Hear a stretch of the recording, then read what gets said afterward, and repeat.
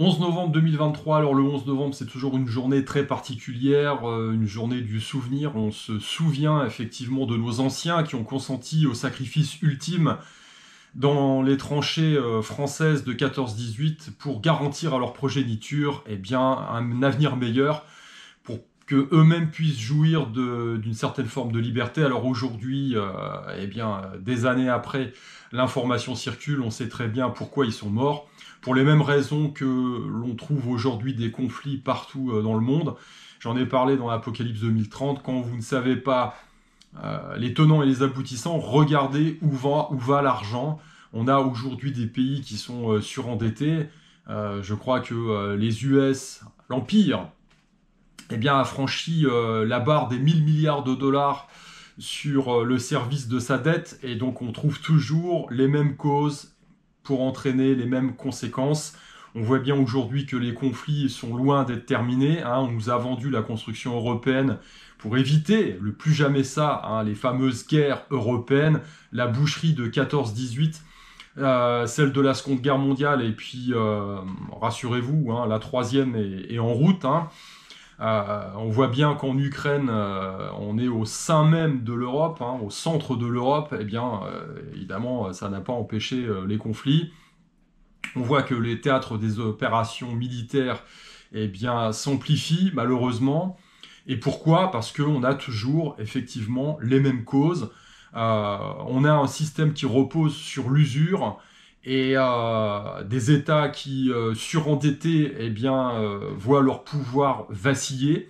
On sait très bien qu'un empire qui commence à s'effondrer plus ou moins, voit un concurrent en face qui, lui, est dans un cycle de hausse, de croissance, de développement. Et ça n'est pas possible, puisqu'évidemment, chacun veut conserver sa place. Ce qui est valable pour un empire l'est valable aussi au niveau des individus. Et c'est exactement ce que l'on observe aujourd'hui avec une caste, entre guillemets, dominante. Alors on fait fi, effectivement, de tout ce vernis pseudo-démocratique. Cette caste dominante, elle veut rester en place, elle veut conserver son pouvoir.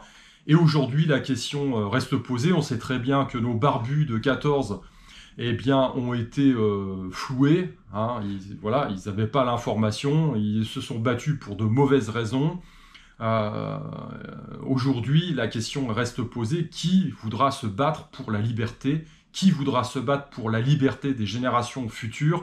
Alors attention, pas effectivement le combat dans lequel on veut nous mener, on veut nous emmener, le sacrifice dans lequel on veut effectivement nous faire croire que l'on va se battre pour des valeurs essentielles, mais sans rien changer, puisque effectivement, si on ne change pas le système, on se fait manipuler, on se fait avoir, comme nos anciens se sont fait manipuler, se sont fait avoir.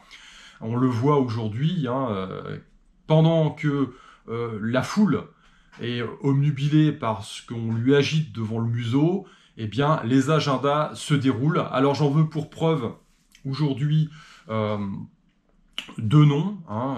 Je vais juste mentionner Richard Werner, qui est un économiste qui bossait avec le World Economic Forum et qui aujourd'hui s'est désolidarisé du mouvement et fait une sortie où il explique effectivement comment les puissants vont emmener le public, la masse des suiveurs, vers la numérisation totale et vers l'utilisation des fameuses monnaies numériques à travers un portefeuille d'identité numérique. Alors ce qui est savoureux, c'est que en général, si vous débarquez aujourd'hui et que vous n'avez pas compris ce qui se passe après 2020, vous cherchez des informations. Donc effectivement, la première des choses à faire, c'est d'éteindre BFM. Ou alors peut-être non, laissez allumer, regardez un petit peu, entre guillemets, ce que disent les fact-checkers, qui sont financés par le fonds Marianne, entre autres, et puis ils vont vous pointer du doigt des complotistes. Alors là, ça devient intéressant, vous remontez la chaîne, vous allez voir ce que disent les complotistes, et puis là, si vous accordez un minimum de crédit, si vous faites vos propres recherches, vous allez avoir 1 an ou 2 d'avance sur l'agenda et ce que vous risquez de vous prendre dans les dents 2 ans après. Et c'est exactement ce qui se passe aujourd'hui, parce que l'agenda se poursuit, pendant que certains vont aller faire une marche dimanche pour défendre certaines idées, ou que d'autres s'excitent effectivement sur les réseaux pour défendre un peuple ou autre chose. Donc tout ça, c'est de la poudre aux yeux. Alors évidemment, il y a une réalité derrière, il y a des gens qui souffrent, hein, puisque c'est toujours les mêmes. Hein. C'est évidemment, quelle que soit leur confession, quelle que soit leur religion ou leur ethnie, bah, c'est toujours le peuple de base qui souffre, hein, qui se fait manipuler dans ce genre de choses. Mais lorsque l'on élève un petit peu le débat, lorsque l'on prend un peu de champ, eh bien, on voit effectivement le plan d'ensemble se dérouler. Et le plan d'ensemble, quel est-il? Bah, celui qui a été mis en place depuis quelques années déjà, et qui continue, malgré tout, malgré les événements, eh bien, de se dérouler. Donc, Richard Werner, qui est cet économiste désolidarisé du WEF récemment, et qui fait des sorties complotistes, hein, eh bien, nous alerte sur cette mise en place d'une identité numérique infalsifiable, soi-disant, dans laquelle on retrouvera une sorte de portefeuille numérique, dans laquelle on retrouvera effectivement un tas de choses qui aujourd'hui constituent nos vies, hein, et notamment la fameuse monnaie numérique de banque centrale, les CBDC. Alors, ce qui est intéressant, c'est effectivement le plan qui va être mis en place pour nous faire gober toute cette belle sauce. Eh bien, il se déroule en 3 étapes en général. Il y a déjà une première étape qui va être marketing, parce que évidemment, on va vous vendre la saucisse en vous disant, regardez, c'est facile. Voilà. Vous allez pouvoir utiliser soit votre smartphone, soit autre chose, parce qu'après, l'idée, c'est effectivement, à terme, grâce aux nanotechnologies, eh bien, de pouvoir vous injecter un petit truc sous la peau qui fera que vous pourrez, ou alors avec la reconnaissance biométrique, eh bien, vous pourrez payer, vous pourrez circuler, vous pourrez montrer patte blanche en disant, bah voilà, écoutez, j'ai fait compliance, hein, je me suis bien injecté le bidule qu'on m'a demandé de m'injecter. Donc à terme, ça sera ça. Donc au début, on vous dit, bah écoutez, c'est facile, hein, vous avez votre smartphone, vous pouvez payer, c'est infalsifiable, on ne peut pas vous voler, voilà, c'est parfait. Donc ça, c'est le marketing, hein, c'est le marketing de la facilité. Ensuite, on va vous faire peur, c'est-à-dire qu'on va mettre en place des crises. Si je suis gentil, je dirais qu'on va surfer sur des crises. Maintenant, moi j'ai ma petite idée là-dessus, je pense qu'elles sont largement orchestrées et organisées pour vous faire peur et vous forcer justement à utiliser le BINS. Alors on va vous dire, bah écoutez, regardez, il y a plein de hackers qui utilisent vos informations, vos données, il y a des mouvements de foule, il y a des problèmes liés à l'inflation, on va mettre en place un revenu universel, et je peux vous assurer qu'un maximum de gens en auront besoin, puisque effectivement l'économie vacillant, les revenus étant bouffés par l'inflation, eh bien, de plus en plus de gens auront besoin de cette aide d'État. Je rappelle que l'inflation, c'est pas un phénomène qui apparaît de nulle part, hein, c'est un phénomène qui a un problème lié à la monnaie, et que les responsables, on les connaît, ce sont ceux qui impriment comme des cochons. Donc après, quand on vous fait croire qu'on ne sait pas d'où ça sort et comment gérer le problème, c'est une arnaque, c'est un impôt déguisé, très clairement. Le système monétaire déjà fonctionne sur le phénomène de l'inflation et de l'érosion, et parce qu'on est dans un système d'argent-dette. J'ai expliqué tout ça dans Apocalypse 2030, c'est fondamental, hein. Je vous invite vraiment à comprendre comment tout ça fonctionne, puisque il y a des conséquences directes, hein, et on les voit aujourd'hui. C'était déjà le cas en 14, mais c'est la même chose aujourd'hui. Donc si vous ne comprenez pas ça, eh bien vous vous faites avoir par l'écran de fumée que l'on vous agite devant le museau. Voilà. Donc derrière ça, eh bien les gens auront besoin de se protéger face aux crises. On demande aux États et aux gouvernements de trouver une solution, et solution qui est évidemment toute trouvée déjà, puisque voilà, la crise arrivant, hop, comme ça, de nulle part, on vous propose déjà la solution. Ça vous rappelle rien, hein, 2020, on a une crise, machin, puis hop, boum, on vous sort du chapeau une solution médicale en ayant supprimé toutes les autres. Voilà, c'est l'entonnoir, hein, on vous dirige vraiment là où on veut que vous alliez. Voilà. Et la troisième étape, eh bien, elle sera tout simplement législative, c'est-à-dire qu'à un moment donné, quand on aura fait accepter à une masse de gens, eh bien, le nouveau système, le nouveau paradigme, on vous dira, bah voilà, maintenant, vous pouvez pas faire autrement que d'utiliser ce machin. Voilà, donc bien écoutez, la monnaie ne sera plus que numérique, hein, parce qu'aujourd'hui on vous dit non, vous aurez encore le choix. Hein. Christine Lagarde a dit que d'ici 2 ans, 2-3 ans, voilà, on aura ces fameuses CBDC, ces monnaies de banque centrale, mais on aura le choix, parce qu'ils vont conserver le cash.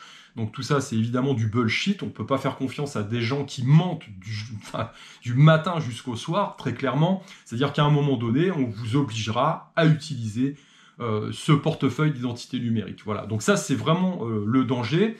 Cette personne dont je viens de citer le nom n'a fait que confirmer finalement un process qui est classique hein, dans l'adoption entre guillemets, des solutions. Hein. C'est-à-dire on crée un problème, on crée une crise forte, on invite les gens à réclamer la solution qui est déjà évidemment préparée en backup, et cette solution est une fausse bonne idée à la base. Voilà.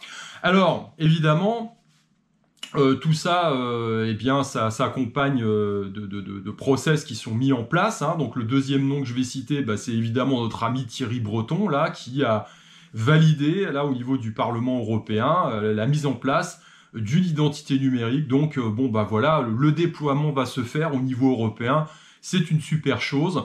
Alors je rappelle quand même que derrière ça, cette fameuse identité numérique à vie qui va être octroyée à chaque citoyen chanceux européen, derrière c'est un portefeuille où vous aurez votre identité numérique, vous aurez effectivement vos moyens de paiement, les fameuses CBDC de monnaie, les monnaies de banque centrale. Vous aurez évidemment votre petit carnet de vaccination. Hein. Est-ce que vous êtes à jour des dernières injections? Voilà. Et puis, à terme, eh bien, tout ça permettra un contrôle total de la population, parce que évidemment, et on l'a déjà vu pendant la crise du Coco Circus, si vous n'êtes pas d'accord avec le narratif officiel, bah tiens, on ferme les vannes, hein, vous n'avez plus accès à vos comptes bancaires, etc. C'est comme avec Linky, hein, le fameux compteur qui existe en France, là. À distance, on peut l'utiliser pour empêcher eh bien, l'utilisation de tel ou tel appareil électrique. Voilà, donc quelle est votre option là-dedans, hein, quelle est votre manœuvre de liberté? Bah, il n'y a pas grand-chose en fait, hein, vous êtes complètement pieds et poings liés. Et avec ce portefeuille numérique, cette fameuse identité numérique, eh bien vous serez pieds et poings liés. Si vous avez effectivement des velléités d'indépendance par rapport au narratif, si vous avez un avis contraire, eh bien on vous fera comprendre que voilà, si vous pouvez pas bouffer parce que vous pouvez pas utiliser votre portefeuille pour vous acheter de quoi vous nourrir, bon, bah ça vous permet de vous recadrer. Hein. Dans ces cas-là, voilà, c'est plus facile de revenir à la norme, hein, puisque là vous vous rendez compte que vous êtes limité. Donc on va pas vous mettre une balle derrière la tête, mais quelque part on vous coupe un petit peu de la société sans vous laisser de moyens alternatifs. Parce que c'est ça aussi l'idée, hein, c'est que si vous pouvez pas payer autrement, vous êtes coincé. Donc voilà. Donc ça invite tout le monde à revenir dans le troupeau. Hein. Voilà. Donc évidemment l'identité infalsifiable, les monnaies et vos moyens de paiement et de subsistance qui seront complètement liés à ce truc-là. Ensuite vous avez l'aspect médical, hein, parce que si vous faites injecter le truc, on a bien vu. Hein, donc c'est pareil, votre liberté là-dedans. Votre liberté à disposer de votre propre corps, c'est fini. Hein. Et puis derrière, eh bien, il y aura tout ce qui est déplacement, bien évidemment. Hein. Donc, en même temps, vous sauverez la planète si vous ne bougez pas. Hein. De la même façon, si vous respirez pas, vous sauvez aussi la planète, vous recrachez pas de CO2. Donc, vous voyez, ça peut aller très très loin. Tout ça se met en place en ce moment. Alors évidemment, ça sera lié à un objet dont on dispose tous, hein, le fameux smartphone, mais à terme, et Richard Werner le dit clairement, l'idée c'est l'implantation d'une petite puce sous la peau, où vous aurez toutes ces informations encodées. Alors je ne sais pas quelle forme ça prendra, hein. Ça c'est une idée éminemment complotiste, hein. On en entend parler depuis très longtemps, mais bon, on y va vraiment droit devant. Hein. L'horizon, c'est dans les quelques années qui viennent. Hein. Voilà, donc ça peut aller très très vite. Alors évidemment, comme dans le domaine médical, on fait des tests. Hein. Voilà, donc comme la vaccination avec Bill Gates, parce qu'en même temps que ça avance au niveau européen, Bill Gates lui lance son propre truc. Hein. Ça s'appelle 50 in 5, je crois. Donc on trouve ça sur Internet. c'est la promotion d'une identité numérique, évidemment unique, mondiale, voilà, qui sera mise en avant et qui sera poussée en même temps que l'utilisation des monnaies numériques. Voilà, donc tout ça avance main dans la main. Ce sont nos amis mondialistes, évidemment, qui font la promotion de tout ça, et ils n'en font pas que la promotion, ils sont les architectes de tout ça, hein. Comme disait Klaus Schwab, on crée le futur, donc ça c'est le futur qu'ils veulent.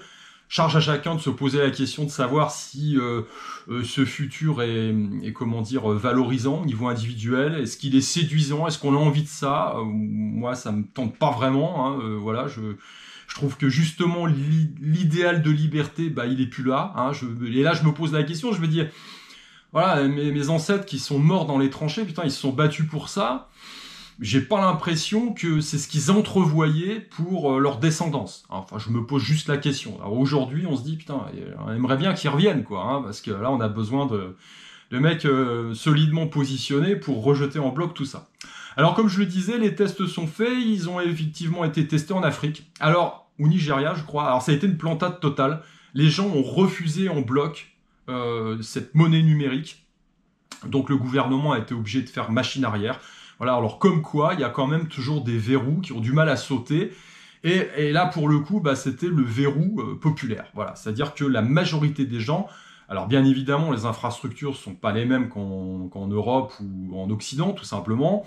Et on a eu du mal à leur vendre la facilité d'utilisation, hein, je crois. Puis bon, peut-être qu'ils ont senti aussi que quelque part, ils allaient être pliés et poings liés, qu'une fois que le système est mis en place, c'est beaucoup plus difficile de résister et de lutter.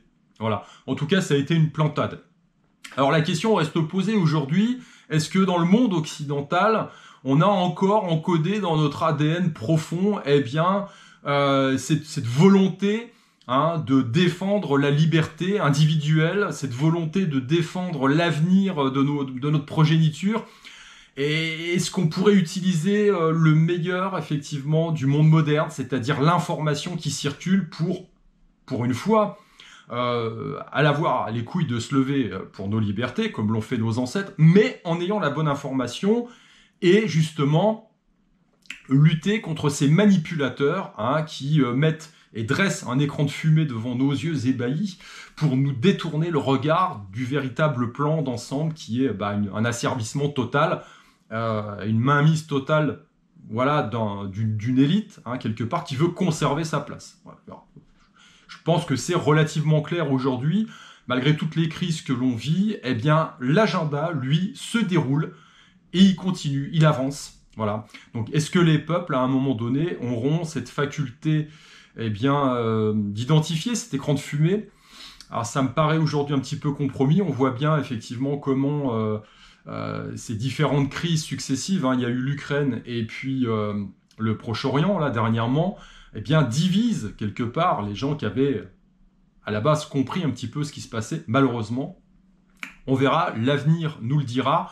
En attendant, je pense qu'il faut avoir les yeux bien ouverts, comprendre ce qui se passe, voir que le plan se déroule, l'agenda se déroule toujours, et puis peut-être soi-même être en capacité, justement, eh bien, déjà de ne pas se faire avoir, donc d'avoir les yeux bien ouverts, et de travailler concrètement sur soi, sur les choses sur lesquelles on peut œuvrer, sur les choses sur lesquelles on peut avoir du levier. Et la première de ces choses-là, eh bien, c'est de travailler sur soi. C'est pour ça que j'en fais toujours la promotion. Avant de vouloir effectivement se sortir du système, de vouloir s'expatrier, trouver des pays, puisqu'on peut arbitrer, effectivement, hein, l'horreur ne va pas à la même vitesse partout, donc on peut arbitrer, mais la première des choses à faire, c'est effectivement travailler sur soi, déjà pour être d'équerre physiquement, mentalement positionné, et avoir effectivement, encore une fois, un positionnement spirituel fort, parce qu'il y a des choses que vous serez en mesure d'accepter, sur lesquels vous pourrez faire des compromis, mais d'autres sur lesquels il faudra rester intransigeant. Quand on reprend l'échelle de valeur de la richesse, hein, par exemple, je rappelle quand même que votre santé est au centre de tout. Si vous n'avez pas la santé, vous hypothéquez tout le reste, dans une certaine mesure, et puis la liberté également. Hein.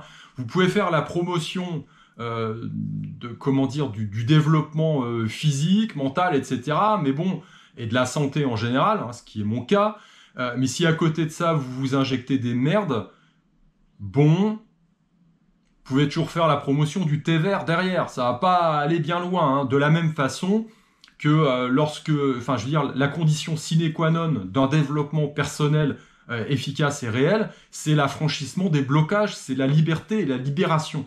Alors, ça se fait vis-à-vis, effectivement, de l'extérieur, hein, quand vous avez quelqu'un, que ce soit un individu ou un gouvernement, un État, quel qu'il soit, qui veut vous imposer des choses, vous n'êtes pas libre. Donc, si vous racontez des histoires, malheureusement, vous n'êtes pas dans une véritable démarche de libération et de développement personnel, mais ça se fait aussi au sein de votre propre psyché, hein. Il faut quand même se rendre compte qu'on a tous des biais psychologiques, et notamment on a bien vu comment le biais psychologique de confort ces dernières années plombe complètement, effectivement, toute velléité d'indépendance. Voilà. Vous avez une programmation aussi qui est liée à votre éducation, à votre environnement social, la société dans laquelle vous grandissez, avec ses valeurs, entre guillemets. Il faut savoir s'affranchir de ça. Quelqu'un qui veut se libérer véritablement doit démonter tous ces systèmes pour savoir, pour vivre son propre idéal, voir ce qui lui correspond vraiment et voir ce qui lui a été plaqué de façon artificielle. Voilà. Donc il y a un véritable challenge derrière tout ça, pouvoir surmonter la peur, ses propres peurs, ça c'est aussi fondamental. Et donc il y a déjà un énorme boulot à fournir de ce point de vue-là. Depuis quelques temps, j'ai décidé je pense que vous l'avez vu passer, j'envoie quelques shorts sur des vidéos shorts, hein, sur YouTube, je le fais aussi sur mon Instagram. L'idée, c'est de vous montrer un petit peu une forme de mode de vie et de vous donner aussi également des idées d'entraînement, des idées de libération, hein.